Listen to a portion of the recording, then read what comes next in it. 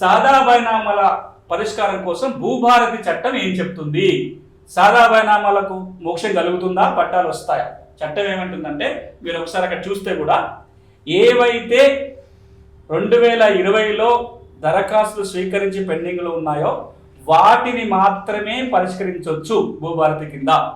కొత్త దరఖాస్తులకి అవకాశం లేదు. ఇప్పుడు మళ్ళీ ఎవరు కొత్త దరఖాస్తులు పెట్టడానికి అవకాశం లేదు. ఇది నంబర్ 1 అందరూ అర్థం చేసుకోవాలి. తెలంగాణ రాష్ట్రంలో భూభారతి చట్టం కింద కొత్తగా సాదా బైనామా రెగ్యులరైజేషన్ క్రమబద్ధీకరణ కోసం దరఖాస్తులు పెట్టడానికి అవకాశం లేదు. కేవలం పాత దరఖాస్తులకే ఈ సెక్షన్ 6 వర్తిస్తుంది. ఈ పాత దరఖాస్తులు ఏం జరగబోతున్నాయంటే ప్రభుత్వం ఒక డేట్ నోటిఫై చేస్తుంది. ఆ రోజు నుంచి ప్రాసెస్ మొదలవుతుంది రెగ్యులరైజేషన్.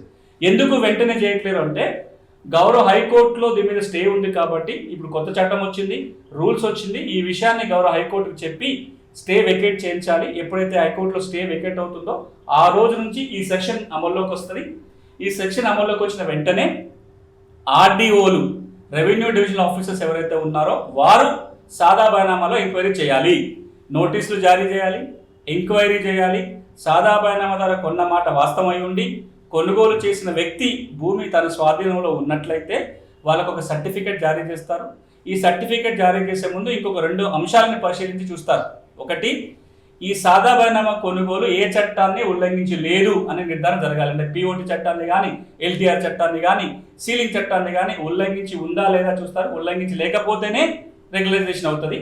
రెండవది, ఈ సాదా బైనామాలకి ఇప్పుడు ఫీజు కూడా కట్టాల్సి వస్తుంది. ఎంత ఫీజు కట్టాలి అంటే ఈ రోజున స్టాంప్ డ్యూటీ, రిజిస్ట్రేషన్ ఫీజు ఏది ఉంటే అది చెల్లించాల్సి వస్తుంది. ఇది ఇంతకుముందు ఏమో ఫ్రీగా ఉండేది. దానికంటే ముందు ఉన్న రూల్ ప్రకారం ఏమో కొనుగోలు చేసిన తేదీ నాటి స్టాంప్ డ్యూటీ, రిజిస్ట్రేషన్ ఫీ ఉండే.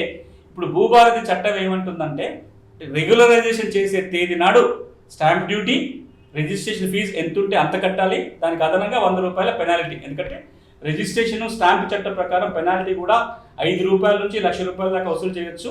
గవర్నమెంట్ దాన్ని 100 రూపాయలుగా ఇప్పుడు ఫిక్స్ చేసింది సాధారణ. ఈ ఫీజు కనుక చెల్లిస్తే ఆర్డీఓలు సర్టిఫికేట్ ఇస్తారు. ఆ సర్టిఫికేట్ వచ్చిన వెంటనే పాస్ పుస్తకం పొందడానికి అవకాశం ఉంటుంది.